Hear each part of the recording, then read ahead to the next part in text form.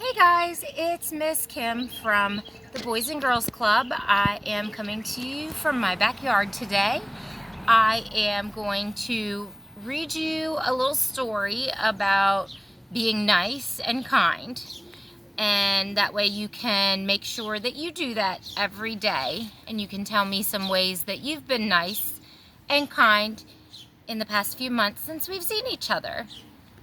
The book I'm going to read today is Pooh, Just Be Nice and Let Everyone Play. Everybody knows who Winnie the Pooh is, so I figured this would be a good book. One day, while out collecting acorns, Piglet heard giggling and boinging. This made him stop and have a thought. Acorns are fun, but playing with someone else is way more fun. "What are you doing?" Piglet asked Tigger and Roo. "We made up a game," said Roo. Starting to bounce, it's called Bounce and Touch the Branch. "May I play too?" Piglet asked. "Why, that's just ridiculous," said Tigger with a laugh. "Piglets can't bounce." "I guess you're right," Piglet mumbled as he walked sadly off. Was that very nice, guys? No, it's not, but I bet you we're going to learn something. Piglet was just about to get grumbly instead of mumbly when he ran into Eeyore and Pooh. "Excuse me," said Piglet, "but what are you doing?" "We are off on a honey hunt," said Pooh, dropping a pot of honey or two. "May I come too?" Piglet asked. "Oh, goodness, no," Pooh said with a laugh. "We might meet woozles and heffalumps." "And bees," Eeyore added. "You need to be very brave for a honey hunt," Pooh said, "and piglets aren't very brave." "I guess you're right," said Piglet, and he walked sadly off. Piglet was definitely getting grumbly instead of mumbly when he spotted Rabbit in his garden. "What are you doing, Rabbit?" asked Piglet. "I'm digging a hole," snapped Rabbit. "May I please dig too?" asked Piglet. "Don't be silly," Rabbit said. "This is not a game." "I don't mind," Piglet started to say, but Rabbit went right on talking. "And even if it were a game, you're too small," Rabbit said. "You would probably fall in the hole and get lost." "I guess you're right," Piglet grumbled as he walked sadly off.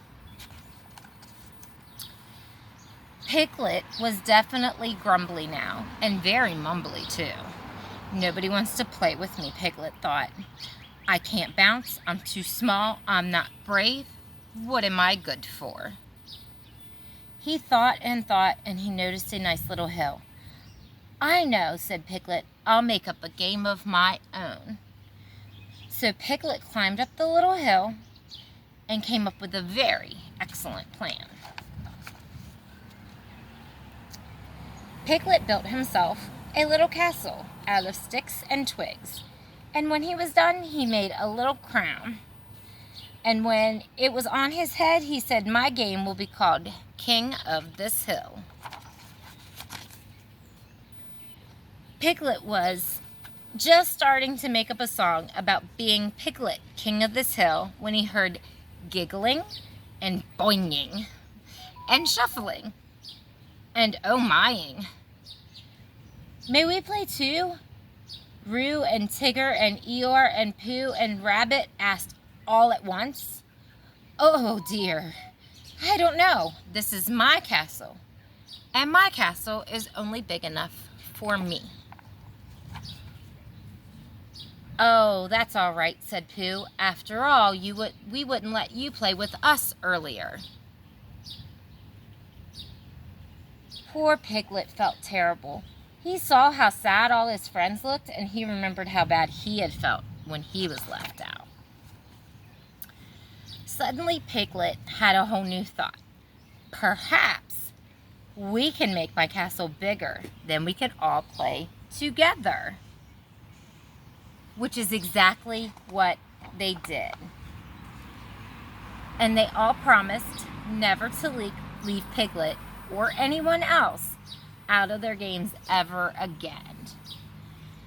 So guys, that was teaching you guys to be nice and kind and share and play, which is all things you already know and have learned.